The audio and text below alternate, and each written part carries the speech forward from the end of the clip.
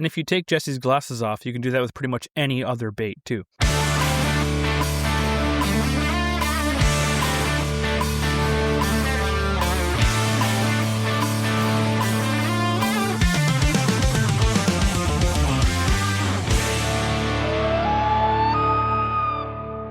Welcome, everyone, to another amazing episode of the Fishing Loons podcast, brought to you by me and Andrew, the average Ontario anglers. My name is Jesse. I'm your host of this episode. And again, we have the bearded wonder with us today. His name is Andrew. It's a wonder I'm bearded. It's true, because without a beard, it is a wonder you could even look at his face. Oh, burn. If this is your first time joining our show, welcome. We are two longtime fishing buddies who have been fishing. How long have we been fishing together, Andrew? Over 20 years.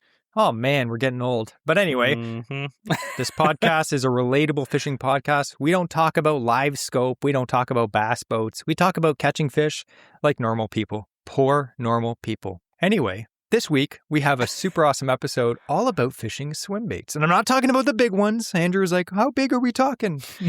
6-inch maximum. We're talking about from small 1.5-inch swim baits all the way up to 6-inch swim baits, focusing kind of on bass, walleye, pike, and panfish. But before we get into that amazing topic, we have a new segment. Instead of an interesting fishing fact this week, because that's what we always do, we're going to switch it up. We got AOA updates. It's not very catchy, Andrew. We need to come up with something new. It's just some stuff that happened recently. AOA updates. If you can think of a better name for this, please message me and tell me, because AOA updates sounds terrible. But we're going to have AOA updates. So why don't we start off with the most recent thing that happened? Andrew just got back from a fishing trip. Tell us all about it. Well, point of clarification there. Andrew just got back from a camping trip. Oh yeah, true. So this, I had to put concerted effort. It was myself, my wife, and her sister, a couple of friends. So it was me and I took a bunch of girls camping so they could do interior camping. I did bring my entire tackle box again. I brought 9 rods. 9? 9 rods. Oh. I did bring some so that they could use some and stuff like that too, right? But I brought about 6 for myself to use. I fished maybe 4 or 5 hours over the whole 4 days. Ooh. But I wanted to enjoy a camping trip. So I did the lion's share of the prep and setup and food cooking, all that stuff. But that doesn't mean I didn't get to go do some fishing. So I went to Algonquin Park. We did interior camping with the boat. So it was nice. We made it comfortable with as much stuff as we could. And the little fishing that I did do was, in my experience, classic Algonquin Park smallmouth bass fishing. The odd largemouth, there's not as many in the lakes up there, I find, but smallmouth bass galore. And there's always that golden hour right when everyone's cooking dinner that I like to be out in the boat instead. And just even from any site you can cast from shore, and you're going to catch a bunch of 1/4-pound bass. They're just going to be there feeding for that 1 hour just before sunset, I find. Once the sun is set and that actual light starts fading, it dies. No more bites. But it's one of those things where I took the girls out in the boat and everyone was able to catch a fish. It was fantastic. But every trip always has something where it's that, what do they call it? Secondhand fun, where in the moment it's not very fun, but afterwards you're like, okay. So what happened was I was supposed to pick up my parents who were visiting for the day at the lake. Oh, that doesn't sound like fun. Well, yeah. So, so I was going to go meet them because I have the faster boat. My brother was up there as well. And I had to text my brother, which reception's very spotty in the park. And I'm trying to message him I can't pick them up. I just ran out of gas. And I was about halfway from my site and the boat launch. And I'm like, what do I do? So I ended up, my nephew, I was up to reach him, so he ran out with the sports pal and a motor to try and bring me my jerry can that I had left on site with some spare gas. Smart. It's smart, except with my sick new trolling motor, which was the Tarova and the awesome battery as well, the lead time battery. I just cranked that thing to full and started motoring back to the site. I'm like, if I'm only going, and I say only, but I was going probably GPS is saying 7 or 8 kilometers an hour, which is pretty good for a trolling motor pushing an 18-foot boat, right? Yeah. So I'm working my way back, and thankfully, I can't not go in the boat and have at least one rod. Just in the rod locker, I have it there. I had my BFS rod and a tackle tray. So very apropos, I had a small swim bait tied on from Great Lakes Finesse. Beauty. One of their small, like, and on the sneaky underspin. And I wanted something that if I cast into shore, I could easily get out of a tree if I cast into a tree without having to stop trolling, so I wanted something easy to handle. So single hook, and I caught 4 bass. So I made a kind of a fun experience of fast fishing while trolling at maximum speed along a shoreline, just making casts when I could. And I caught 4 bass on the way back, and I made it to my site about 30 seconds after my nephew got there with the sports pal. So I'm like, that's pretty good for having to travel about 1.5 kilometers across the water with just a trolling motor. And when I checked the GP or the battery percentage after, and I was very pleased to say I still had 70% battery, and it was a 3rd day of fishing. I was like, or out in the lake. So like, this is awesome. I had 0 worries about having enough power. I swear though, that battery anxiety is something that me and Andrew have both had in the past, but now we have Bluetooth batteries, the lead time Bluetooth batteries. Again, we have an affiliate link if you are going to buy a battery. At least buy it so we can put money towards a new battery. But the battery anxiety is gone. I can just be like chopping through weeds and being like, oh, if I had my other battery, I'd be like, oh man, how much power do I have left? Am I going to make it back? I look at the power, I'm like, I have 80% capacity left. I feel bad charging it because I'm like, I don't know the rules about like charging it if it's only half like full or something. But after I use it fishing, it still has 80%. I'm like, I don't have to charge it. This is going to last me multiple days. It's insane. I love new battery technology is amazing for boats and stuff. Something else good that came out of that experience is I've learned to have about between 4 and 5 hours, probably about 4 hours of straight run time at like full throttle on that with a full gas tank in that boat. Nice. That's a 115. Yeah. 115 horsepower. Which is not bad. Yeah. I think it's a 75 liter tank. Ooh. And not to brag, Andrew, but my 2.5 horsepower Suzuki, it uses about 1 liter per hour. That's it. Yes, but my trolling motor pushes it faster than that thing could. No, it doesn't. You can't hit 13 kilometers an hour in your trolling motor. No, but I can't hit 13 kilometers an hour in my boat with a 2.5 horse. It's true. Like, speaking of boats, we're going to get into AOA updates number 2. Yes. So this has been in the works for a while. Now, I highly, highly, highly recommend that you check out our YouTube channel. We have a new series. We mentioned it last episode. It's called AOA in the Wild. Better name than AOA updates. It's true. AOA updates is the worst. Stop bringing it up. AOA in the Wild. I've been putting a lot of work in. Andrew's been putting in a lot of acting into this. Editing, music, all this extra stuff. I'm loving it. I love editing videos. He said with a 1,000-yard stare.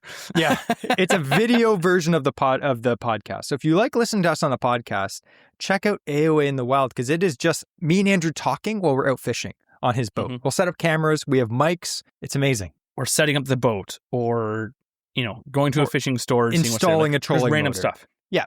And so far we have 7 episodes and they've been really good. The people that have watched them and messaged me, I've been like, give me your honest thoughts. And they're like, I love it. It's so real. It's relatable. It's great.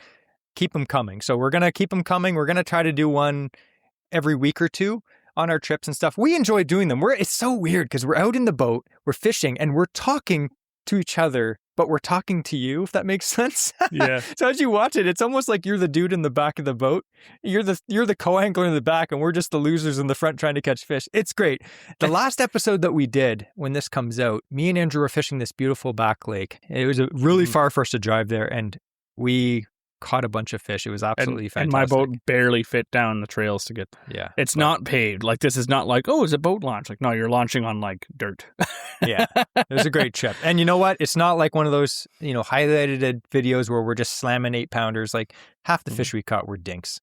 You will relate to this video 100%. But anyway, yes. To bring it back around, if you're watching the video version of this podcast, you'll notice that me and Andrew are wearing our new fishing jerseys, which is something that is new.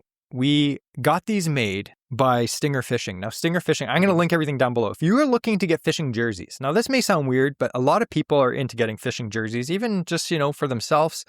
Stinger Fishing, very reasonably priced jerseys. We got these made. Ben that made the jerseys for us, he is a super nice guy. I thought it was annoying the heck out of him because he's making all these little tweaks. But he got them exactly the way we wanted them. They're a nice light blue color. It's got the Fishing Loons podcast, big logo on the front. We got Waterwolf Lures, Two Bros Plumbing, Can Cast, and Wham Baits. That's our sponsors for the next 11 months now. But they turned out amazing. They got nice hoods. They're really nice. So definitely check out Stinger Fishing as well. If you want to get a jersey of your own, check out his website. He makes insane stuff and super customizable. It's very cool. And I just want to say too, this is my favorite fishing jersey now because like as for feel, like everything it's still just as light as like you're used to. But the hood on this one is the first one I've ever had that has like a double lining on it. It's very nice. This hood, he's like, it's black inside. It's nice, but it's heavier. So it doesn't just instantly blow off your head with the slightest gust of wind. I'm like, this is actually comfortable. The hood isn't giant either, like some of them that I've had. It's not small, but it's not giant and floppy behind you. So it's very cool. We appreciate Ben for helping us make these. Very, very happy with them. I need to wash this one. I wore this one fishing the other day and I didn't wash it. And I was like, I have to wear it for the podcast. I wore this camping and I just took it out of the laundry. I'm like, campfire. Oh, man. So anyway, we're bringing it back around to the next update. So update number 3. Update number 3, yeah. AOA update number 3. If you've been watching AOA in the wild for any amount of time on our YouTube channel, we did post in one of the videos. I think it was the one where we went muskie fishing with Bobby Belmonte, which is another great episode. Fantastic. But we did a video about picking up Andrew's old tinner. Andrew got the trailer because I bought a John boat. Literally. I just paid for it today, actually. So I'm going to pick it up this weekend. I'm really excited.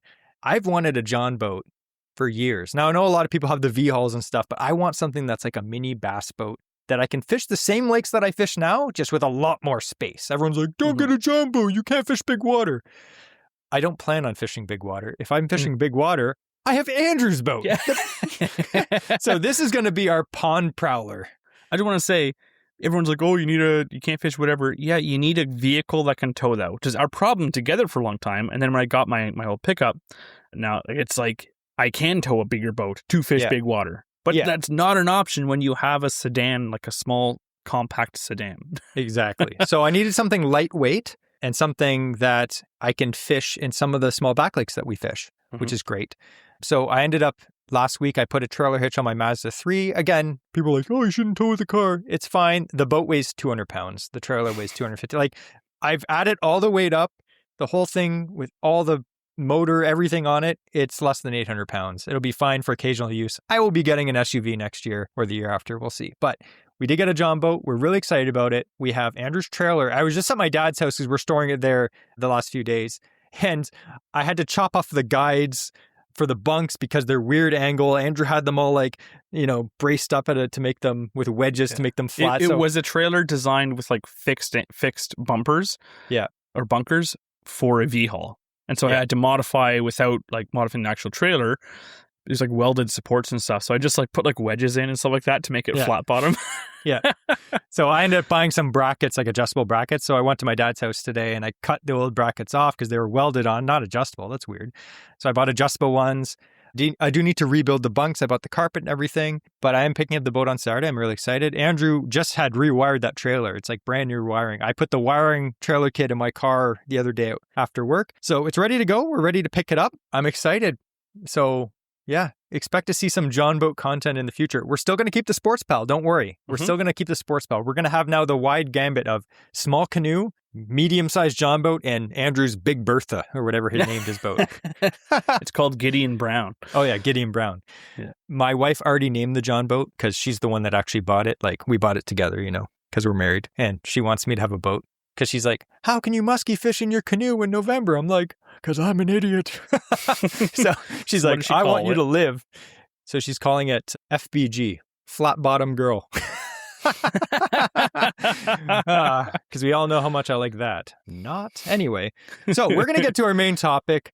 I hope you guys enjoyed that little update. I know a lot of times people are like, we'd like to get to know you guys better. So that is getting to know us a bit better. Hopefully you don't regret it. I just wanted to say too, your Jesse mentioned about getting an SUV in like a year or two. It's like, Jesse will be getting an SUV when we have like Toyota or like Chevrolet across like our next jerseys. Yeah. And we're like, ooh, interesting. Or Honda. It just says Nissan. And I'm like, haha, my transmission. The other logo across it is Mr. Transmission. If you drive a Nissan, sorry guys, I used to have one. It blew up. Then I started doing research. Anyway, so we're going to get into our main topic, swimbait fishing. And this is a topic I feel that every single person can learn something from. And I'm not saying we're experts, but this is what we've picked up over the years. And when we fish with guides or people that are very experienced, I'm always watching what they're doing and I want to see what they do. So these are things that over the last, I'd say, 10 years, me and Andrew have really tried to dial in, and we've caught a ton of fish on swimbaits. Like Andrew just told you, he was up at Algonquin. You smash him on a little swimbait. It's a bait that you should always have ready to go or probably tied on. And I'd say during the summer, I usually always have one tied on. They come in such a variety of sizes, like obviously of colors, everything. But like the size difference means that you can fish something that's like, oh, they're being finesse, cast a smaller one. They're being more aggressive and feeding on bigger things, cast the bigger one. They're so easy to fish. They're easy to rig. They're easy to everything about them. The only swimbait that I had like 10 years ago, I bought that like Storm, like 3-pack of pre-rigged, like with a treble hook, and like I never caught a thing on them. I'll be honest. I know some people do. They like them. I didn't catch anything on them. Like swimbaits are stupid. And now I realize I was stupid. Yeah. I still am in many instances, but swimbaits, absolutely, they are definitely something that I have. No matter what time of year, I'll make sure that I have a couple different sizes in soft plastic bags to bring with me, no matter what I'm going for. Absolutely. And I think the reason why, now, if you're listening to this and you're just getting into fishing, you're like, what is a swimbait? I don't know what the heck it is. A swimbait is a soft plastic minnow imitation, generally with a paddle tail. So as you reel it in, so it looks like a minnow, but as you reel it in, the boot tail wobbles back and forth. It paddles. So it looks like a fish swimming. That's the simplicity of it. It looks like a minnow swimming through the water. And the reality is, most predatory fish that live in Ontario or in the whole world anyway, they feed on smaller fish. Big fish eat smaller fish. That's why a swimbait is such an effective lure, because that's what fish eat. And I think the main thing that you have to focus on to decide what size you want to use is you have to look at the fish you're targeting and then try to understand or figure out what they're actually eating. Now, it's not to say that you can't catch a giant fish on a tiny swimbait, because that happens all the time. Or you catch a tiny fish on a big swimbait. That happens. But you'll catch a lot more fish if you can find the bait size that the fish are keyed in on. Before we get into that, we're going to cover a few techniques. So one technique, and not in particular order, because I'm going to be random today. One technique is called drop swimming. Now, drop swimming is one of those like tournament techniques that it's pretty legit. We're going to talk about drop swimming. We're going to talk about just a standard swim bait on a ball head jig or an underspin. We're also going to talk about bigger swim baits, not big ones, but we're going to talk about bigger bass swim baits like a 5 to 6 inch swim bait. And then we're also going to talk about putting a swim bait on a swim jig, because you have to watch AOA in the wild, the last episode, I think episode 7, because I whacked him on a swim jig. I love swim jig. I whacked Andrew's fishing a chatterbait. I destroyed him. He caught 1, I caught 8. Sorry. But also, to be fair, I got a pretty bad backlash on that reel that I had the chatterbait on. Yes. And I just didn't feel like dealing with it. I'm like, we have an hour left of fishing. I'm not going to spend 15 minutes doing this. So I just put that rod down, and I probably should have. I would have caught more fish had I took the time and just got that reel unbacklashed. Did you get it unbacklashed? I did, yeah. At home? I didn't have to cut the line. When I got home, I just took some time picking at it. I don't know what happened. It was very windy that day, but Andrew made this cast and he's like, what the heck? And I look at his reel and it looked like his reel, the line exploded on it. I was like, oh man. I'm usually not that bad. I'll get backlashes, or as Bob Azumi says, professional overruns. That was not a professional overrun. That was a bird's nest. For sure. All right, I'm going to go through some of the swim baits that me and Andrew have used over the last few years. Some of them are standouts. Some of them, I feel like with swim baits, if you pick a good one that you have confidence in, you'll catch fish on it. For example, the GT 360. Yeah, Storm bait. GT 360. Yep. I can't catch fish on them. Yeah. I don't have confidence in it. Jesse destroys me with it. Like I have secondhand confidence. I know they work. I would recommend them to people because I've seen Jesse fish them and catch fish, and every time I've tried with it, nothing. I don't I put on know a different swim why. bait, and I'm like, oh, I nail it. Like, I don't know what it is. It's something with my cadence. My retrieve just doesn't agree with that bait or something. I don't know. But Jesse whacks him on it. And that's a perfect example of when your buddy or you yourself may have a lot of confidence in a bait because you smack fish on them, and then they're like, I cannot catch a fish on that. And you're like, what are you, stupid? Like, these are amazing. Like, how can't you catch a fish? It's like some lures work specifically well with some people's cadence, like what Andrew said. Some people are really good at fishing a jerk bait. Just that whatever cadence they have, you could fish the same bait right beside them, imitate where they're jerking, the cadence. You won't catch anything, and that person destroys them on that. But guess what? You might be better at flipping baits under logs. Like, it's just find your strength and go with it. Yeah. But yeah, that Storm GT 360 swim bait, that's a killer. But let's talk about some of the newer ones. Again, full transparency. We do get a lot of baits from companies over the years, but we have bought so many baits, you don't even know. We've been fishing for 20 years buying our own baits. Yeah. So don't think that we're talking about purely stuff that we get given. Yeah. And a lot of the baits that we end up working with companies are baits that we've used. So like we'll use a bait a lot, we'll post pictures of it, and that company will be like, hey, you like our stuff. Can we send you some? I'm like, sure. I mean, I don't want to buy them. So anyway, we're going to go through. When it comes to swim baits, there's one standout to me that is just like, I think it's the ultimate swim bait for me personally. I don't know what Andrew's going to say about it, but if I could only have one swim bait, because it comes in all different sizes, I would pick the X-Zone Swammer. The X-Zone Swammer is one of the best swim baits I've ever used. It comes in tiny sizes. Like, look how small that is. I think that's like 2 3/4 inch, but it also comes in big ones, like 5.5 inch ones. And it's just a natural looking swim bait. The colors are fantastic. They're made in Canada. It just has like a really good natural look to it, but it has a really good roll to it. And I love pairing these just on a small ball head jig. That's fantastic. You can put them on an underspin. This is one of my best bass catchers. We'll talk about this after. It's a 3.5 inch X-Zone Swammer on an underspin with a little Colorado blade on it. This is a 3/0 owner beast hook or flashy swimmer. That thing, you'll catch anything on that, like walleye, bass, pike, muskie. I've had muskie bite these off all the time. They're just a fantastic swim bait. They work really good. We like the bigger ones too for pike. This is the 5.5 inch size, but they are really good for big bass too. If you have this big 5.5 inch size, comes in a lot of different colors. Dude, you can rig them so many ways. You can put them on a swim jig. You can Texas rig them. You can put them on a jig head. They just catch fish. So that to me, I don't know if Andrew agrees with that, but I've caught so many fish on those.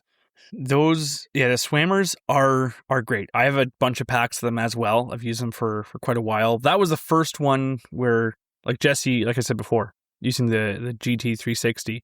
And then he's like, oh, I also use these. And so I was like, okay, let me try that one. I started catching fish. It works with my cadence. Yeah. But I like those a lot. And the 4-inch on those is fantastic for being able to just be multi-species. They're small enough for like a smallest bass has no problem mowing down on that thing. If you want more finesse, the smaller sizes are fantastic.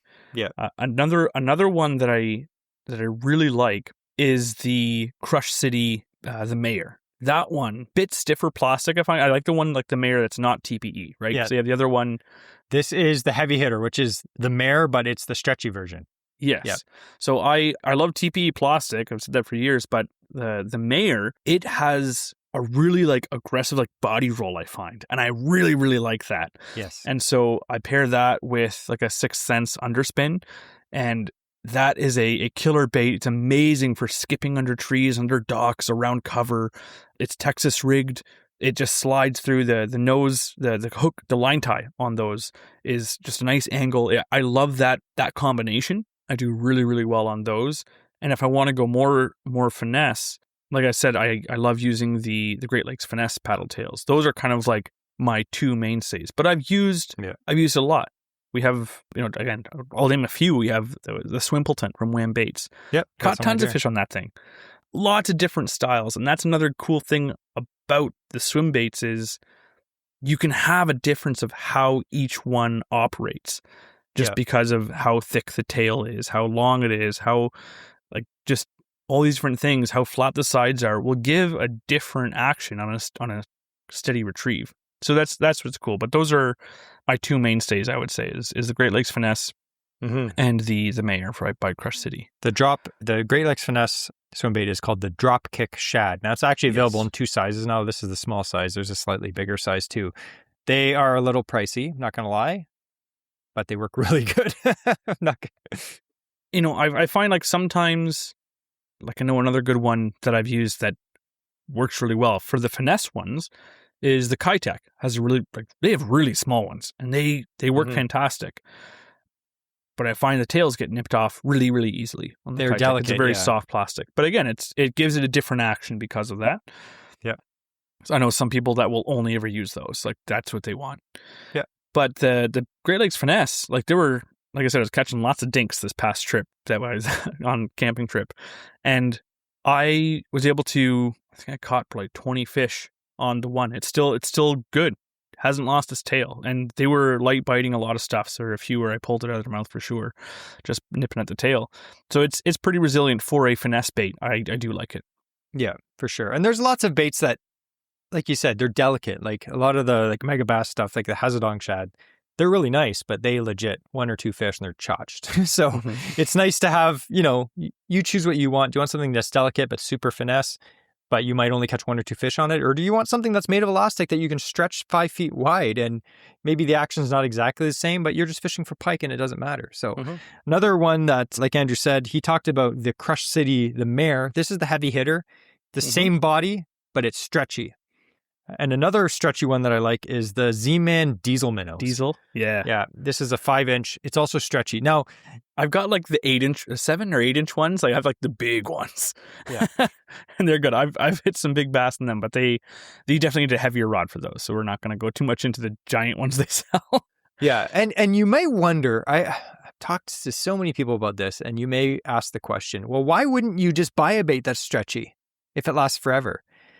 Like, what is the advantage of using plastic that will rip up? I'm like, well, there's a difference. So TPE plastic, generally, it's very buoyant. And it doesn't have the same action, if that makes sense. So TPE that floats, when you put that, say, on a swim jig, that's going to have a different action if it's very buoyant than a plastic that has some salt in it and it's sinking plastic. That bait's going to get deeper. So there is a difference in what you'd want to use in certain circumstances, and the action will be different.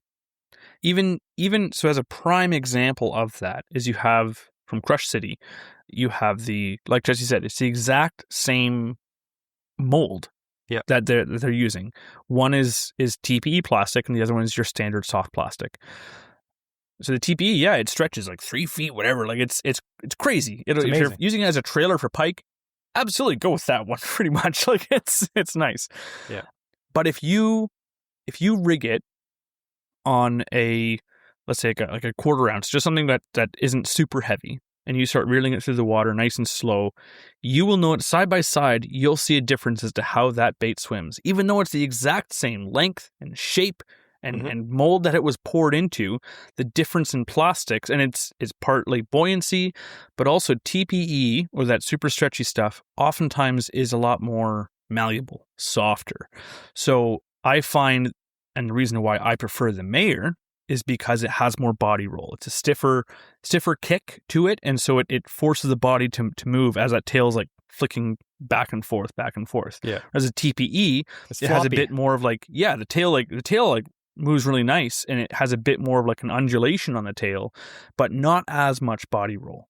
Exactly. So it depends on what you want. Maybe one or the other will work better sometimes, but there is a difference to it.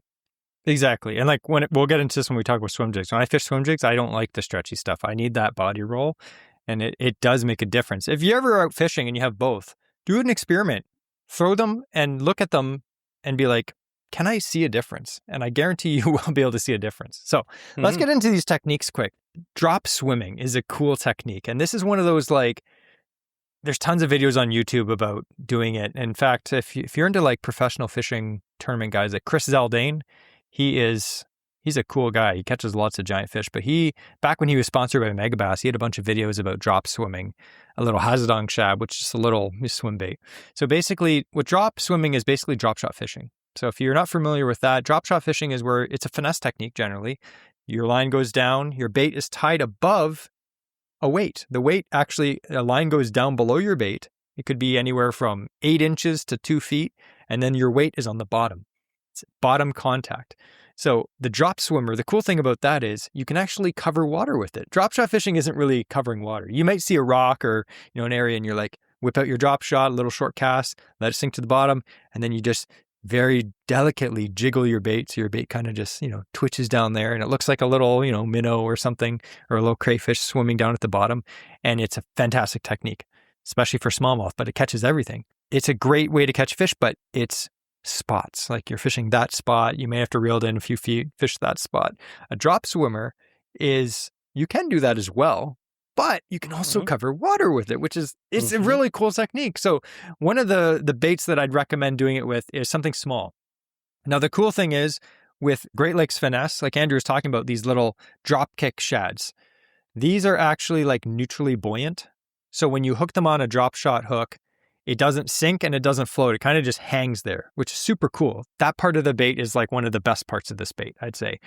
You can tell this was designed by professionals to do specific things with it. So that, you could use a floating bait on this technique and it would suck. It would be like, your minnow would be just floating up like this and it wouldn't look natural at all. When you drop shot these things, they sit perfectly naturally horizontal, like a fish just sitting there. It looks like just a dazed minnow. Now, the cool thing is if you have the right size weight, you don't want something too heavy because it'll, drag and catch into rocks. Happened to me last time we were fishing. I was like, first cast for the drop shot, I snagged. I was like, Andrew, get my weight. And then it broke off. I was like, no. But if you have a good size weight, whip it out. You're not going to want to do this on big boulders, but if you have like gravel bottom, sand bottom, slight weeds, nothing thick, check it out. Don't make super long casts, in my opinion, but make a decent cast, let it sink to the bottom, keep your rod fairly high, and then I just drag it 3 or 4 feet, reel up my slack, and then I'll let it sit there. So as you drag it, your little paddle tail is swimming, maybe a foot off the bottom, 2 feet off the bottom, usually where fish are. And then when you reel in, hold the line tight, and then your bait will just hover there. And there's a lot of action, Andrew, how much action is happening to your bait when you're not twitching the rod at all? More than you think. Way more. It's subtle action, but there's a constant movement happening on that bait, and it's just sitting there. It's never just still. There's always something. And most of the time when you see like a minnow and you look at a minnow, it's just hovering there. But you see like its fins just kind of like moving beside it. It's still in motion even when still. And that's why drop shotting is really, really effective. The difference with how this works rather than just using a small finesse jig head of the same weight is the jig head has a fixed hook on it. So when it does its drop, the bait will go nose down. Or when you start lifting it up, and then it might come horizontal during the retreat. But as soon as you stop it and it starts to sink, it goes nose down. Whereas with the drop shot style, when you fish it, it kind of like coasts. So the bait will kind of stay, but the weight will continue dropping down. But that as your line kind of swings towards you, even if you stop reeling, that bait's still just slowly hovering through the water. But that's case in point, a great opportunity for something that is super finesse, but can still be a search bait. And there's not a whole lot of baits that can fit that category or techniques. And another good thing about drop swimming is it's foolproof, if that makes sense. So even someone inexperienced can do it well, because one of the main things I think that people make a mistake when they're fishing, especially for species like walleye. Walleye are generally near the bottom. Smallmouth are generally near the bottom. Most fish are generally near the bottom in Ontario anyway, because that's where they feed, that's where they hide. So not getting your bait deep enough is probably the biggest mistake you can ever make. And unless you have live scope, you can never really tell where your bait is. You're kind of guessing, especially when we're musky fishing. I'm like, check out my big tube. And I'm like, I'm guessing I'm pretty deep. And then I was fishing with someone with live scope and I'm like, wow, my bait's like 5 feet under the surface. I thought it was like 20 feet down. See, that is a cool thing about live scope. But anyway, if you don't have that, you might not know. You're like, I don't know. But with drop swimming, that weight, if you cast out, leave your spool in free spool or leave your bail open, and you wait till the bait sinks all the way to the bottom, it's at the bottom at that point. And you're going to reel in your slack and then hold the line tight. And that weight is on the bottom and your bait is 1 to 2 feet off the bottom. So you're in the strike zone. and then you can cover water with it. You don't have to think or waste time being like, yeah, I think I'm down where I'm fishing, where the fish are.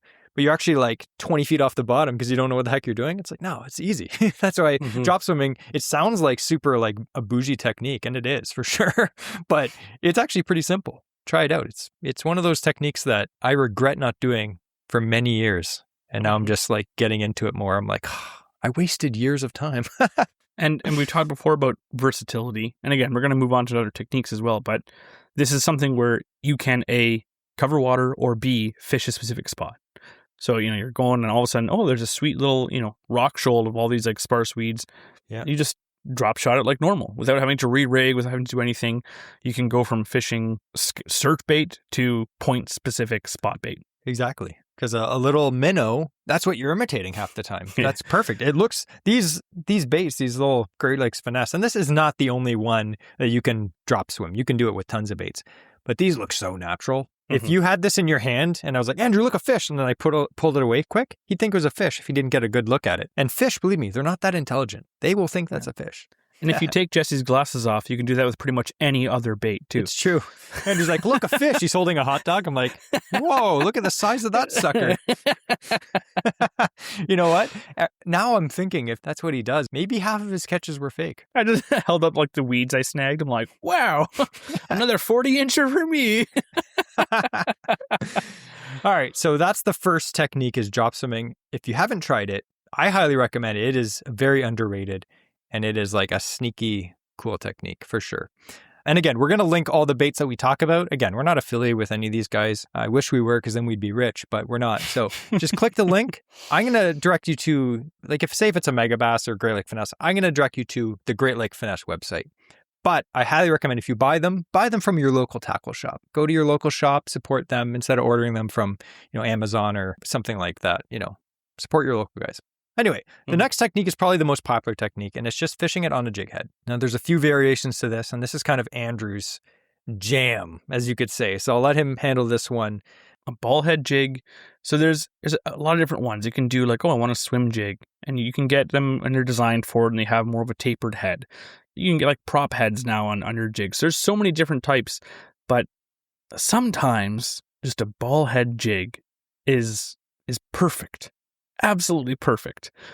I'm not sure. I think it's because it has, like Jesse shows there, the line ties at the very top. So everyone has all these rigs now. It's like, oh, it's the hover rig. Oh, it's you have like a Ned rig. You have whatever. You can pretty much, with a little bit of effort, do all of those with a ball head jig, because your line tie is in the center point of mass of that jig itself. The soft plastic adds a bit more on the back, a bit more resistant. So it's not perfect like the hover rig. No, it doesn't. Those are specifically designed jigs for those purposes. But the ball head jig is one of the most versatile. You can cast it out, you can just reel it in, and it has a kicking tail in behind, and it's perfect. Awesome. If you let it sink on slack line, it'll stand up at the bottom like a Ned rig. If you like twitch your rod and do a hover stroll, it'll start to roll a bit because the line is coming off the top of that jig head, not the point of it. So it's one of those things where it is probably the most versatile jig head that I always have, a multiple. That's the one where I have multiple weights in a couple different colors, and I have a tackle tray full of those, like a small tackle tray. And then I have a few specific like bottom weighted hooks or something like that. No, usually I buy those for a specific bait that I want to fish them on. But the ball head is something that you can fish you could get a ball head jig to fish any of the swim baits we talk about today, and you could do it. Yeah. And I think there's nothing more classic than just the standard ball head jig. And I'm not saying it has to be a ball head, because like, look at this one. This is a Jacked Up Jigs swim bait head, as you can tell. It's just like a goby looking head, goby head. And I got a Wham-Bait Swimpleton on that. But basically, it's just generally a cast and retrieve bait. It's so easy to use. If I have to pick a few baits for someone who has no experience fishing to go catch fish on in Ontario, a swim bait head with a swim bait on it, probably 3.5 to 4 inch, gold. Like, you can't mess it up. And even like the technique you want to reel that in with, I love fishing that stuff on a pull paw, kind of like pull paws. So I'll just kind of sweep it and reel in the slack, sweep it, reel in the slack, always keeping the line like taut with contact. And essentially what that bait is doing is every time you reel it, it's coming up a bit, and then it has a bit of a drop, and it comes up again, and then a bit of a drop. And that can help trigger the strike while not being like a super aggressive jerkbait style, which, can work really effective sometimes, but you may not want to do that day. It may be more of a subtle approach. And that is something where it can still trigger a strike, but still be a pretty subtle presentation and reeling it in like that. Or sometimes it is a straight retrieve, which I do all the time as well. And it rocks. Yeah. And like we always recommend, if you're doing any retrieve for any bait, not just swim baits, any bait, chatterbait, spinnerbait, anything, always multiple times during your retrieve, pop it. Just jerk your rod a little bit. Always think that a fish is following your bait and always try to take it away from it several times during your cast. I learned this from a guide that we were fishing with for muskie, and he said you should always, at least once during your retrieve, jerk your rod back to make your bait shoot forward, because that triggers fish. I think that's one thing that it took me a long time to realize, that fish are very simple creatures and you can trigger them to bite pretty easily if they're not hungry. Just because something looks really good, like how many times have you been reeling in a bait and you're like, that looks so good, and the fish follows it and doesn't hit it? You're like, come on, why? You didn't want it? Sometimes fish they don't want to eat, but you can trigger those fish. And if the fish aren't biting aggressively, make sure you pop it. Because I know Andrew, we were fishing earlier this year for bass, early season. And Andrew was like smoking me because he was fishing his chatterbait, and every once in a while he'd just jerk his rod and then boom, fish grabbed it. Or I'd stutter on my reel. So I just did give it a bit of a pause, something different. Yeah. Or they were just being nippy. I made sure not to tell Jesse that I was doing that until the end of the day. Yeah, it's true. Here's one quick tip. I don't know if I've said this one on the podcast before. This is a sleeper tip. I got this from Ontario to Doors, actually, back in the day. But this particular minnow here, this is the Z-Man diesel minnow. This is the 5-inch white. And I've got a Strike King squadron head on there. It has a big beefy hook. This is a pike. This will catch anything, but this for me is a pike bait. Now, unless you're watching this video, you won't be able to tell the difference, but I've rigged this swim bait sideways. So instead of rigging it through the head and coming out of the top fin, I've rigged it sideways, so the side of the bait is facing up and the other side is facing down. So what that gives me is a flat surface on the bottom. So this bait glides really good. Now, the swim bait tail still kicks, and you have to think, oh, it's not going to swim perfectly straight. I'm trying to imitate an injured baitfish. Injured baitfish don't necessarily swim straight. They don't look supernatural all the time. It's just going to be a weird, erratic thing. And the way that I fish this technique is, it's called stroking a jig. You chuck it out, you let it sink to the bottom, you reel in a bit, and then you just jerk your rod up. So this bait is going to shoot off the bottom and then glide back down. And as it glides, because I have that surface space on the bottom, the flat space, the tail's kicking on the way down. Fish are attracted to that. Again, it's a reaction strike. Curiosity. They're going to come up and look at it. As it sinks, usually they'll gobble it up. But if they don't, the next time you jerk your rod, they just react and they come up and grab it. It's insane. I didn't believe, I kind of believed it would work, but I didn't believe it until I actually went out and I went pike fishing with my buddy Zach, and I absolutely smoked him. We were fishing the same bait, but I rigged this one sideways. Again, you can still stroke a jig even if you rig it the other way. I just find this makes it glide better because of the flat side. But he was just casting and retrieving. He caught one. I was stroking the jig and I caught 5. And I was like, dang, it actually works. And now I do it all the time. And I did it with Andrew with a tube jig the same year, and I smoked him that day too. So sometimes, again, when the fish are not actively attacking things, you can force them to bite by causing a reaction strike. So that is a cool technique. Take it to the bank. Ontario to Door said it was good. I knew it had to be good. Before we get into our next topic, we actually have a surprise guest, don't we, Andrew? So you might be thinking of, oh, well, where can I use these baits? I want to plan a trip, but I want to go for bass or pike. So now we have a solution to that to help you find it. We actually have a really cool special guest now, because when was the last time, like I like going camping, I like going to cottages and stuff like that. Do you enjoy the booking process? I hate it. That's why I make Andrew do it. It's true, and I hate that too. But we have an awesome guest here, Derek, and he has the solution to that problem. So let's introduce yourself, Derek. Hi, my name is Derek Verschuren from fisheasy.ca. Thanks for having me on. I really appreciate it. Yeah. Thanks for coming on. So your website, fisheasy.ca, you spent a little time on it, and it is, I have to say, really nicely built, first of all. So congratulations on yourself and your wife for putting that together. I can't take most of the credit. It's mostly my wife, but... So give us a bit of a rundown for our listeners then. What kind of does your website do? how does it help the booking process? Well, we're essentially an online searchable database. Camps, resorts, lodges, any place in Ontario that you want to stay and fish. We've cataloged them all. We've entered data into our system, and we've created a mapping system with pins for every kind of resort in Ontario that you might want to stay and fish at. You can search it. So you can search by the kind of fish you want to catch, the kind of fishing you want to do. If you want to have a place with cabins, or you want to bring an RV, or if you want to bring your pets, or you need a playground, you can search by all those categories and more. You can break it all down and find the places that just meet that criteria. So you're really siphoning through all the noise and getting exactly what you want. There are thousands of resorts in Ontario. Not all of them have decent online presence. Not all of them have great websites. Not all of them are on Google. And we've got a way to dig through all that noise and find some great places for people to fish. It gives these lodges business, but also helps guys like us find their next great fishing adventure. And that's kind of, what we want to do. We also have a database of guides and ice fishing providers. So if you're looking for places to stay overnight on the ice, if you're looking for like winter resorts that are open for ice fishing, we have that as well. So we run the whole gamut of fishing experience. I'm on the website right now, and I just zoomed in the guide section. And the first person I went to see, he's there. To Be Fishing and Guide Service, Bobby Belmonte. You also have Goat. There's a whole bunch. I'm zooming out on this map, and all of a sudden, all the pins are like bing, bing, bing, bing, bing, bing, bing. Yeah, and our guide business is still growing. We really want guides to reach out to us because I don't want to blow up a guide who doesn't want to be blown up. The resorts are obviously happy to have anybody want to help them.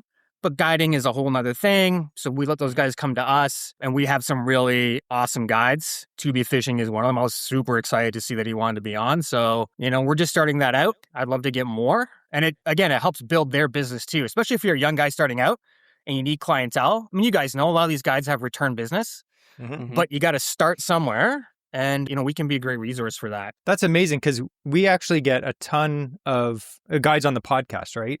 So over the years, we've interviewed a bunch of guides. I get all the time on social media or emails, people saying, hey, I live in this area. Do you have any guides that you recommend? Mostly we fish the Kawartha, so we can recommend the guides that we fish with. But all these other areas, I'm sure the guides are awesome. I don't know who they are. I don't fish the area. So this is a great resource because you could be like, hey, I live up near Minden. What guides do I have here? Zoom in on there and look, boom, boom, there's a bunch of guides there. It's an amazing resource. And you could search by region too, right? So if you're like, listen, I want to go to Kenora, then you can look in Kenora and just narrow it down. So you're not getting some guy in the Kawarthas when you want to go to Kenora or vice versa. It just really helps you find it. Even for like specific areas, let's say you want to go visit the in-laws, but not stay with the in-laws. Yes. And get some fishing in the same trip. Like, why not? Let the wife stay with the parents. You get out on the boat. You can search, is there a toilet so that we don't have to worry about bringing our own toilet paper. Yeah. You can search for those little things. Are important things like snacks provided? If they're not, it's a factor. Nothing worse than not bringing the stuff you need for a trip. Yeah, it's a bummer. It's a bummer. So you're mentioning too with like some of these places that you can visit in Ontario, because like you mentioned, a lot of these places, they don't have websites. I've noticed that with a lot of like, when you're looking up, for me, I'm looking up like boat launches, I'm looking up like different places and they're so hard to find. You're like, man, I wish there was a resource for this. This is exactly that. But say you're planning a trip. I know we were talking about access before we hit record there. So why don't you go into a little bit about that? Because that can kind of be what different people are looking for, different kinds of trips. That is a cool feature that you have. Yeah. So if you are interested in maybe something more exotic, you want to do a fly-in, like you really want to do it up, fly in, remote, you can search by fly-in. You can search by drive-in. You can search by boat access, meaning you might drive to a launch and then the outfitter would pick you up in your gear and take you to an island or a remote part of a lake. So you can search by all that. You can also search by, maybe you don't want to cottage, you just want to camp. And these are all private campgrounds. These aren't provincial ones. There's tons of resources for provincial ones. These are really the private, smaller places that are catering to anglers. And also, too, if you're a family guy and you want to go on vacation and your wife and kids want to go on vacation, but you often can't decide something that's going to meet all of your needs, we can kind of help that too. You search by playground. Is there a pool? Is there a hot tub? Do they have Wi-Fi, satellite? You get to fish. They get the playground. They get the pool. Everybody's happy. But to find those places, that's the problem. The internet's gotten so big and you can pay for advertising, get to the front of the page. It leaves a lot of guys in the dust. So we're trying to shrink that gap up a little bit. That's amazing. Now, I'm hearing not thousands, probably a dozen people right now yelling at me saying, but how much does this cost? Because for good services like this, it's rarely free. So how does a person then get to use this? FishEasy.ca is 100% free to use. So if you're looking for a place to stay and fish, if you're looking for a guide or an ice hut operator, it's free. So you just hop on our webpage. If you want to subscribe to our emails, that'd be great. We do often share deals, last minute openings, promotions. So a resort will reach out to us and say, hey, I got an opening the end of August. I got a fill, help me out. And we'll blast an email out. And again, it's probably a place you never heard of, but maybe the fishing's amazing and you want to give it a whirl. So it's free to get on there. It's free for resorts to get on. It's free for guides and ice hut operators to get on. So if you want to be on FishEasy, it's $0. There's no commission. There's no booking. You book through the provider. So you don't book through us at all. We're literally just a database. So you're not paying more. There's no Expedia extra costs, none of that stuff. We do offer resorts, guides, and ice hut guys opportunities to advertise. So we have featured resorts. These are some resorts where we provide a little more information. It's on our homepage. It's got some photos, a little more detail. We do trade shows where we represent different resorts, and we do online advertising where we represent different resorts. So that's how we make our money on the back end, but that's completely voluntary. Nobody has to pay a subscription, $0. I like that too of the booking going through their own system, because the amount of times that I've gone and booked a hotel and I search the internet for the best deal for it, right? And then I get there and they're like, oh, well, actually that doesn't count because you didn't book it through us. It's like, oh, my goodness, it's frustrating. Or you find the service is a bit weird because you booked through some other. Yes. Yeah. I mean, also too, like the different expectations. Like, I mean, you guys do backcountry camping. So your ideal fishing resort might be different than a guy who's living in a condo in Toronto. Maybe he wants like a meal made for him where you guys are happy as long as the fishing's good and the windows close, good enough. So I can of cold chili. Different expectations. So I don't want to get into, what a 5-star to me is if I can catch a giant walleye. A 5-star to another guy is whether or not they have air conditioning. So, I don't want to take what your expectations are and put them onto another business. So I just connect the two. That's awesome. That's fantastic. I want to say personally, thank you, because I will be using this because it saves me a lot of legwork trying to find places. And like when you search these things, you're actually provided with more options than you would just trying to search this stuff on your own. Kudos to you again for having this resource here. That is fantastic. And I encourage anyone who's listening, check it out. Let this be the first place you go to look to try and find somewhere to stay. Like, this is fantastic. I'll put the link below in the show notes, so make sure you check it out. Also, I think Derek has a giveaway going on for us too. What do you got?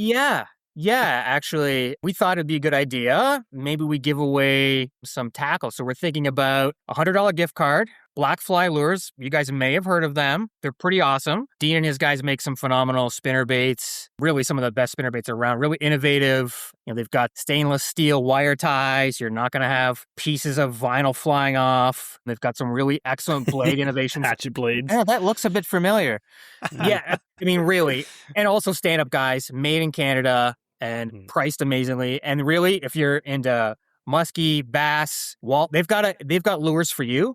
And we want to help you fish with them. So $100 to the winner. Yeah, we'll throw in some FishEasy swag as well. Awesome. Nice. Appreciate it. So if you guys are interested in entering that giveaway, we have to do all our giveaways on Patreon, and everyone has to be able to enter.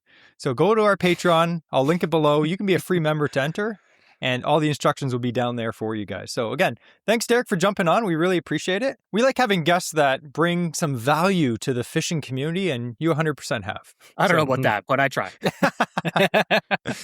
All right, now we'll get back to our regular show. Say bye, Andrew. Bye-bye. And we're back. That's awesome. That is something I think that is needed, and I didn't even know existed. So that's pretty cool. Yeah.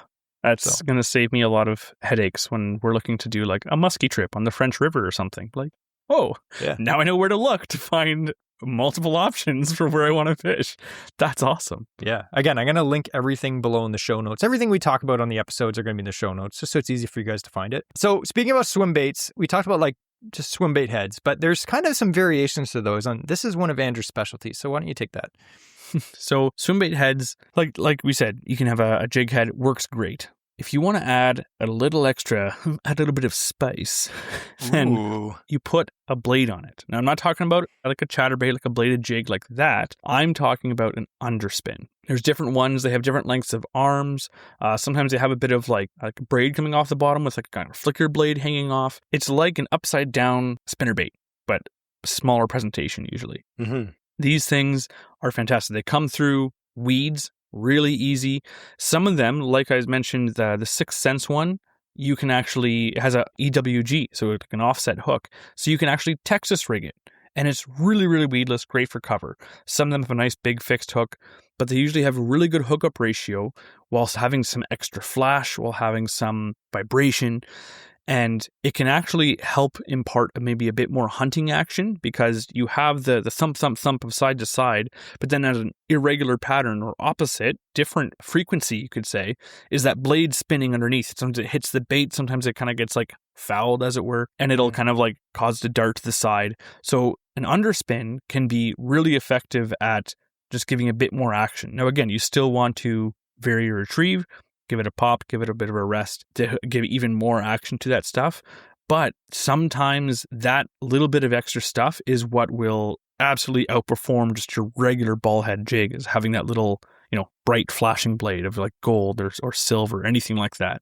And that, for me, I find it more and more likely that I'm going to throw an underspin versus just a regular jig now. It's just something that I've got a lot more confidence in, because every time I seem to use it, I catch fish on these things. I love them.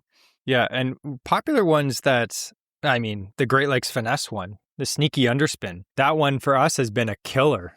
Like, we're not huge smallmouth guys, like, compared to those guys that fish out on, like, the St. Lawrence or stuff like that. We'd like to be. So if you have spots, let us know.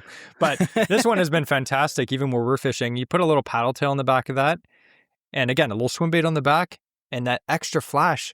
I feel like, I don't know if this is like accurate, but I feel like when it's like windy out, right? You have to think, like, I'm thinking like a fish.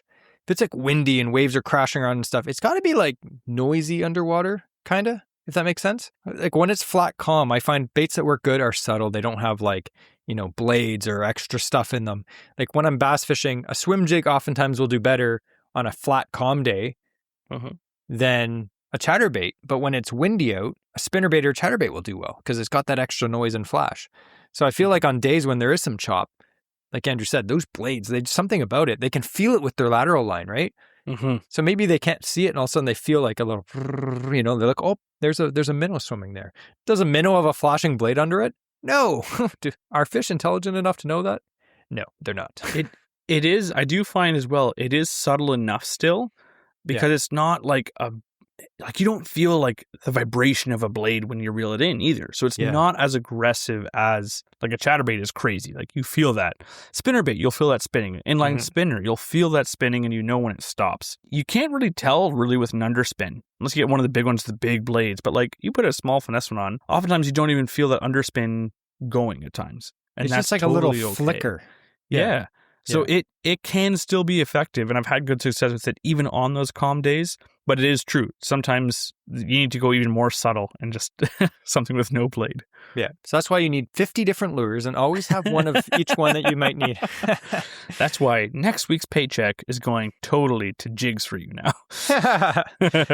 Speaking of ones that have worked good for me, this particular one, this is a bit of a bigger one. This is a 5-inch Yum Money Minnow. It's a hollow body swim bait, and it's more stiff. So this thing has a really good kick, but this is one of those Strike King underspins, but it's got a big beefy hook on it. Like, it's a big, this hook was made for like Texas largemouth. So it works really good for pike. But yeah, it has a very thin Strike King razor blade, the thin little razor blade on the bottom. But I caught some pike on that during the pike tournament. No big ones, unfortunately, but they liked it. Something else that is kind of cool about the underspins, because the blade's in the bottom, it doesn't get in the way of, covering the hook point. So no matter how they grab it, as long as they have the body of the bait in their mouth, that hook's still going to be there and unimpeded by the blade itself, which is fantastic. Speaking of swim jigs, because we kind of alluded to that earlier, swim jigs, they are one of my favorite bass baits of all time. Again, if you watch any of our videos when we're out fishing, I'm probably throwing a swim jig in one of those videos or multiple videos. Swim jigs are basically just a skirted jig with a weed guard, generally. Here's an example of one. This is actually from Grandpa's Tackle Box, which these jigs are legit. We've been fishing them the last few weeks. Very impressed with them. They're very reasonably priced. They're made right here in Ontario as well. This is a swim jig. It's just a skirt. It's got a little weed guard. These ones are actually wire tied, so they will last a long time. This one has a really big beefy hook. I've got I've got dozens of swim jigs, all different brands, and I like trying different ones. I'm like, oh, here's a Spro one. Oh, here's a Freedom Tackle one. Oh, here's a Striking one. You know, like, they're all good. Just pick one that you like. Try to buy one made in Ontario. It's fantastic. But one of the best swim jig trailers, you can put tons of different trailers on it, but one of the best one is a swim bait. Swim bait on a swim jig is like peanut butter and jelly. Everything works good. Andrew was telling you about that, the Mayor swim bait. Mm-hmm. That is one of the best trailers I find to put on the back of a swim jig because, like he said, it's a little stiffer. It's not as floppy in the tail. I don't want a lot of tail action. I want bait action. I want the bait to be like, wobbling back and forth. 2 or 3 baits that I find do that exceptionally well is the X-Zone Swammer, like we talked about. The Swammer is a bit of a thinner profile bait, but it still makes the bait rock. The Crush City Mare is another one. Generally, it's going to be baits that are a little thicker and higher that may not have the biggest tail kick, like a fluttering tail kick. It's more of a deeper kick. You'll notice them when you fish them. But those are the 2 we recommend that me and Andrew pretty much fish, I'd say like 90% of the time, is the Mare and the X-Zone Swammer. And the cool thing with swim jigs is, depending on what you're fishing for, I don't generally change too much about the jig because I pretty much fish a green pumpkin jig most of the time because I'm fast fishing, right? But what I'll do is I'll change the size of the trailer. So the other day, me and Andrew were fishing, one of my favorite, like the standard swim jig, this is a 6-cent swim jig, but I just have the 4-inch X-Zone Swammer on the back. It's a nice little package. It looks good. Nothing too big. You catch anything on that. But when you start upping the size to the bigger ones, this is a 4 3/4. This is almost a 5-inch swim bait I got on this swim jig. And this thing in the water is such a bigger profile. I'm not saying it catches bigger fish, but I'm almost positive it does because the fish I catch on this seem to be slightly bigger, but I still catch tiny ones on it. I don't think it weeds out the small ones, but I feel like it does attract the bigger ones more. And you can even go bigger. You can put a 5.5-inch bait on this, depending on what you're fishing for. But I will tell you, one of my favorite colors, I'm going to put it in the show notes, but if you like green pumpkin swim jigs, check out this color. So X-Zone has a green pumpkin color, and it's fantastic. It's the way green pumpkin should be. Whenever me and Andrew look at it, we're like, yeah, that's... Some people don't do green pumpkin good. This one is legit. That's one of the main reasons why they rank so highly for me as a swim bait, is because that color is legit. Yeah. But if I had to pick one color, this is my favorite color. It is called Green Pumpkin Blue Flake. Now you may think, oh, it's not that much different. It looks legit just like a bluegill. It's green pumpkin, but it has like a blue sheen of sparkles in it. And that on a swim jig, it pairs up legit perfect. It looks amazing in the water. Does it make a difference? I don't know. I just to say, Jesse's statement there, keep in mind, and we talked about earlier, Jesse has to wear glasses. When he says it looks exactly like a bluegill, he's not talking about photorealistic. Squint your eyes, look at a bluegill, like make it all blurry. That's the color. It's perfect. Yeah. I feel like if I was a bass, I would think that's a bluegill. But because bass don't wear glasses either. Fun fact. They don't. I mean, if they did, I'd like to see that. But just a fantastic thing. Now, to talk a little bit about swim jigs briefly, swim jigs are so good because you can chuck them anywhere. Me and Andrew were talking about that in our last AOA in the Wild on YouTube. If I have a swim jig in my hands on a rod tied on, I can go down the bank from shore. I can go down the bank in the boat. I can cast it legit everything. And just because it's a swim jig doesn't mean you can't flip it, doesn't mean you can't pitch it, doesn't mean you can't skip it under a dock. You can do everything with it. A swim jig is designed to swim through cover well. That's what the head design is all about. The weed guard is a little softer generally. The hook might be slightly thinner than a flipping jig. But that doesn't mean that you can't legit flip it. If you're fishing, especially with a swim bait on it, if you are fishing, lily pads, and all of a sudden you get up to a big vlog and you're like, oh man, I want to flip something in there, and you have a swim jig tied on, just flip it in. It's a jig. It'll do the exact same thing. Instead of claws like this on the way down, it has a big tail going down. It looks good. You can, I think it was Brian Johnson that we had on the podcast last year, and he said, you can flip a swim jig and you can swim a flipping jig. It doesn't matter. One will do the other slightly better. So if you're fishing swim jigs, use a swim jig, but don't be afraid to do other things with it. Now, I will mention one thing. on gear very quickly. Again, I'm not saying you need 50 rods to cast a swim jig. You don't. But I do fish swim jigs a lot. So I've come down to using 2 specific combos for swim jigs. If I'm fishing like the lake me and Andrew fished in our last AOA in the wild, it's, thick weeds, but it's not crazy. I do like using fluorocarbon and a slightly bungier rod because I pull baits out of fish's mouth all the time. I'll have a fish come up to a swim jig and I'll just I'll pull it right out. If I'm using a stiff rod and braid, there's no give. It's all sensitivity. I'll pull it right out of their mouth. But if I'm fishing in heavier cover, if I'm fishing like last year when I was in Lake Erie and I'm fishing around like cattails and pencil reeds, or I'm fishing like pockets in thick lily pad beds and stuff like that, I do like to use braid with a swim jig. I like to use 30 or 40 pound braid. This particular combo is the combo I'm going to be using for the rest of the year for my heavy duty swim bait or swim jig combo. This is a new rod. I know we talked about these before. This is the Tuca reel. I don't know. He has interesting names for his rods. I don't know if it's named more after like Adam? Greek, something like that, like Adamas or something like that. Adamas. I thought that, yeah. Yeah. They're named after like Greek warriors or something, but these are sick rods. This particular rod is a 7.2 medium heavy fast, and it's a versatile rod. But I like a fast rod with 30 to 40 pound braid so I can chuck a swim bait in thick cover and get the fish out. But if I'm fishing in more open water, I do like to use, like Andrew's a glass rod. You can absolutely use a glass rod for swim jigs in open water. This particular rod that I use in open water is the Daiwa Kage moving bait versatile rod. It's a 7.3 medium heavy, but it is what Daiwa's regular action. So it's more of a moderate rod. And then I have a reel with 16 pound fluorocarbon on it. So can you use one rod to do everything? Absolutely. Are you obsessed with fishing and like to buy specific combos for baits that you use all the time? For me, yes, I do. So if you ever have any questions, I get people that message me all the time on Instagram and they're like, what would you recommend for this? What do you think about this combo? Do it up. Send me an email. Send me a message. I love talking fishing. Me and Andrew will give you an answer.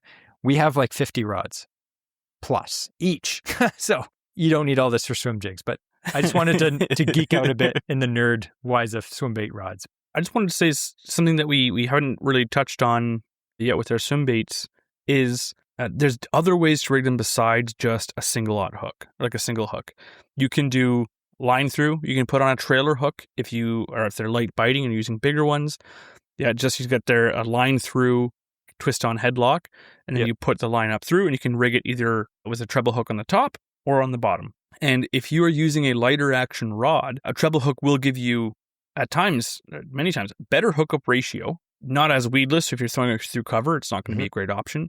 But because it doesn't have as thick of a hook that you're trying to penetrate into the fish's mouth, you can often get away with like a lighter action rod. If that's what you have, let's say you have a spinning rod, that may be a better option for you than like a big skirted jig, is to do a line through. You can use a bigger swim bait because it doesn't have as much weight to it still, or as much bulk, but you still have just a more finesse size hook to be able to penetrate the fish's mouth.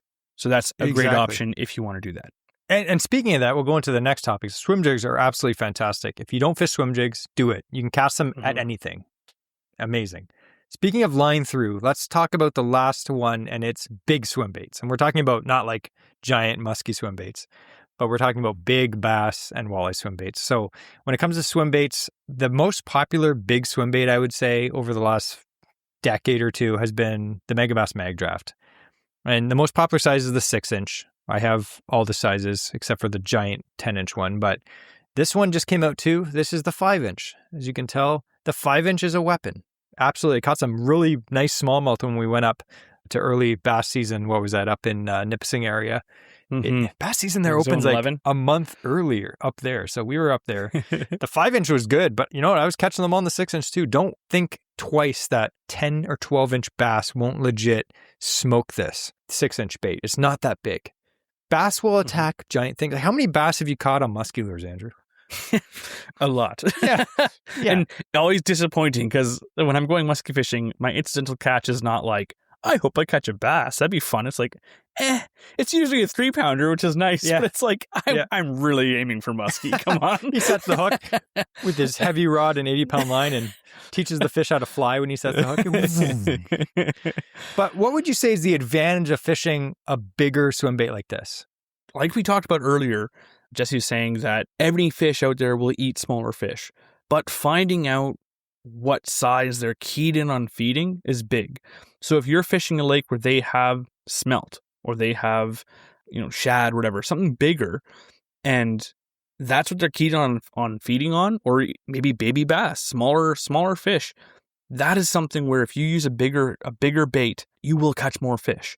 Doesn't mean you're going to catch bigger fish necessarily. Doesn't mean you're going to catch better fish, whatever, but you may catch more fish just because that's what they're looking for, is a larger bait. But then you run into the hazard of bait that's 6 inches long, 5 inches long. How am I going to get a hook big enough, a single hook or a jig head big enough to rig it and not just have it like nose hooked on it and lose, not get fish hooked? Yeah. That's where fishing a bigger one with line through is amazing. If we're talking about mag drafts, just because they're very readily available, they're a little expensive, but they do catch tons of fish. This particular one, this is one that has a harness. They're called the mag draft because there's actually I don't know if this is why, but there's a magnet underneath the hook sticks in. Mag draft, I don't know. I think the mag draft is actually named after something to do with like the aerodynamics of the flow of water going over it. These are designed by Japanese. They're very intelligent. Yeah. But this particular one, if you can see this, if you're watching this thing has caught over 50 bass and it is chotched. I've glued both the eyeballs back on. I've glued it together. I've caught a big pike on it. I thought I almost lost it. I had a pike completely inhale it and somehow not bite me off when we were fishing for bass this year. But the harness ones are great because it just has a small treble hook underneath. So you do not need a big rod to cast this. I was casting this on a 7'2" medium heavy rod and 15-pound fluorocarbon. That's it. They actually swim better on 15-pound fluorocarbon. If you try to cast these on like 20-pound fluorocarbon, they don't swim right. They kind of they look dead in the water. So that's one option, is hook on the bottom with the harness. Or you can buy the freestyle one, like this one, or like the 5-inch one, and you can basically get a WD-40 straw or a pen straw, and you're going to basically get something sharp, stick it up through the head at an angle. I'm not going to explain this over the podcast. It's hard to explain, but go on YouTube. You can figure it out. Basically, it has a straw that goes through the head. Your line goes through. You hook on a small treble hook on the back, stick it in the back. And like Andrew said, when you are casting one of these, you don't need a big rod because that needle point BKK hook that I have in the back, when a fish grabs that thing, it's hooked. I can use a pretty light rod. You just need something at least medium heavy for the 6-inch. But if you're chucking this little 5-inch, you could easily throw that on a medium power spinning rod. Easily. And if you need to, you can shove a couple Neko weights, or you glue a small egg sinker or something into the bottom of it to give it some belly weight. So it'll run it either a bit deeper, or you can fish it a bit faster without it blowing out. Because an unweighted bait, especially if you're modifying it to make it a line through style, you may have to put a bit of weight on the bottom just so it's not like rolling over too much and whatnot. Yeah. So there's ways to make sure it's still going to run really well for you. You do absolutely have to put a weight in. I usually just get a drop shot weight. I snap off the eye and then I glue it inside of the body, and that seems to work really good. The cool thing about this style of bait, and again, there's tons of them. Every brand has mag draft knockoffs now. And I'm not saying the mag draft is the best one, but there's something about it. It just swims really good. But this particularly harness one, I took my nephew fishing this year, early season bass. And again, early season bass is pretty insane. The fish are everywhere. But he was fishing a chatterbait. He caught a fish on his second cast. He was stoked. And then I started fishing my mag draft and I started whacking them on it. Because you know what? I'd rather catch 10 fish on a mag draft than 20 fish on a chatterbait. Something about fishing a bigger bait, it's just more fun. And he's like, oh, I want to try one of those. I'm like, kind of, hesitant to give him a $22 swim bait. I was like, okay. So I gave him this exact one and I was like, here's how you fish it. Cast it out, let it sink about 2 seconds. That's it. And then slowly reel it in. Like there's a certain speed you have to reel it in and that's it. You don't have to do anything. The mag draft has a very cool body roll to it. The head just kind of moves back and forth. The tail rocks. It's subtle. It's not crazy. And the bass come unhinged. You see them swim like 10 feet away and just come up and clobber it. And because it has a small treble hook on the bottom, his hookup ratio, again, he's 14. His hookup ratio was like 90%, I'd say. And I think the ones that didn't, they were just too small to get it in their mouth. So it's not a hard bait to use. It's actually really simple to use. And I feel like you do catch bigger than average fish mixed in with all the dinks you're still going to catch on it. So don't worry. If you're like Andrew, the dink master, you will still catch your dinks on it. A little bit pricey for a plastic bait, like a soft plastic bait. But dude, I've caught 50 fish on this. Like there is something special about them and they can last you. Yeah. Like for me, a $20 bait that I've caught 50 bass on, I'm fine with that. You know, Yeah.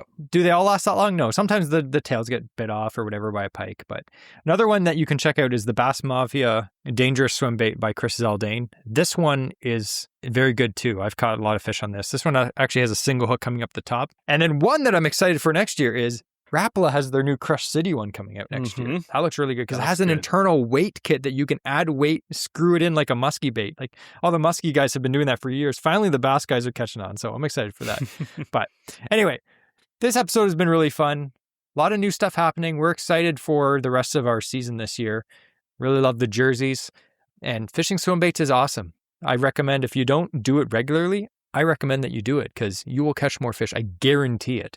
And the techniques we talked about today, none of them are complicated. I don't think so. No. And there's stuff where, like I just said, if you want the fun of casting a big bait, it's a great option because you don't need a special rod, put a treble hook on it. You can cast that on your likely the rod you already own.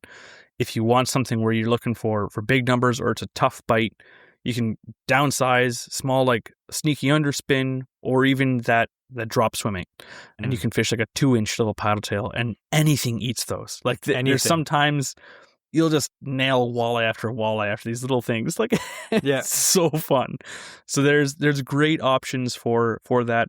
And to pick up an assortment of these is not going to break the bank. You can get a variety of jig heads, different weights, and a variety of sizes and colors. And you can get all that for, $50, and you have a bunch of different options that you can fish now, no matter how deep you need to go, no matter what, color the water is, all that stuff. You can have a lot of options for what, the same price that may run you to get 2 or 3 hard baits. Yeah, exactly. And probably catch more fish on the swim baits. And just to mention color quick, if you're wondering if you don't know what color to get, try to see what the bait fish in that lake are. It's easy enough to find that out. You can Google it. If it's a weedy lake, the fish probably eat a lot of bluegill. So green pumpkin or bluegill colors are going to be great. Perch colors, bluegill colors. And if you're fishing a lake that has bait fish in it, it's really hard to go wrong with like white chartreuse, something like bluish with sparkles in it, like, like a bait fish pattern. You don't have to complicate it. You can catch fish on literally weird pink colors if you want. We won't judge you. So before we end this episode, I actually, for the first time in a long time, I'm going to read a review because I always forget to read them. We do appreciate everyone. If you have not given us a review, please do so. We have actually like almost 700 5-star reviews, and we have dozens and dozens and dozens, probably, I don't know, almost 100 written out reviews on Apple. Now on Spotify, you can only give us a rating, like a star rating. But on Apple, you can actually type out a review. So go on Apple and type us out a review. So this is a new one that we just got. I'm going to read it. This is from 6 Wild. This is actually a really good review. I would not read I'd probably read a bad review. I don't know. I haven't got one yet, so I don't know. Just you'd read a bad one just to trash you live. Yeah. Like, what an idiot. So this one is from 6 Wild. He says, the Average Ontario Anglers podcast is 100% responsible for getting me back into fishing after a 25-year hiatus. As a kid, I fished the Ottawa River until I was about 14. Life happened, rods collected dust, and somehow I blinked and found myself turning 40. Then I stumbled across this podcast, and now I'm back on the water every chance I get. I should probably mention they've also become a serious financial liability. Guilty! Their gear recommendations are so convincing that my wallet now has a combination lock on it, and for everyone's safety, I don't know the combination. Man, I love this guy's style. We have to get him on the podcast. In all seriousness, this is one of the most informative fishing podcasts I've listened to. I've gone back and listened to every episode during my daily commute. I've learned a ton while laughing just as much. The fishing knowledge is excellent, but it's the banter that keeps me coming back. The jokes, the stories, and especially the ongoing appreciation for well-loved or barely loved boats always crack me up. You'd probably get a laugh out of my whitish red tuck tape patch canoe that's somehow still floating. Absolutely. Yeah. Thanks for helping an old Ottawa River kid rediscover a hobby I didn't realize I'd missed so much. Keep up the great work. Keep the laughs coming, and please don't stop convincing me I need just one more lure. My wallet can't take much more. So we really appreciate that. The amount of reviews or emails or messages I've got over the years in the last 4 years of us doing this podcast that said that we've got people back into fishing or they're just getting into fishing for the first time. It's amazing. I love I love hearing that because me and Andrew, we don't just like fishing. It's hard to explain to people that don't fish. Mm-hmm. You can like fishing, but when you become extremely engulfed and passionate about fishing, nothing else in the world compares. There's nothing else I'd ever want to do. People are like, oh, do you hunt? I'm like, no, I just want to fish. I love it. I don't want to take money away from my fishing hobby to start a hunting hobby. There's so much more stuff I want for my fishing hobby that I want to save up for. And there's other hobbies that, I mean, this hunting too. It sounds great, but I love fishing. So the fact that we can help people get back into fishing, take their kids fishing for the first time, after many years, dust off the rods, go fishing. It's undescribable. It's amazing. So we appreciate all your support. Again, if you want to support us and help us pay for the show, because there are expenses to the show, we also have our Patreon.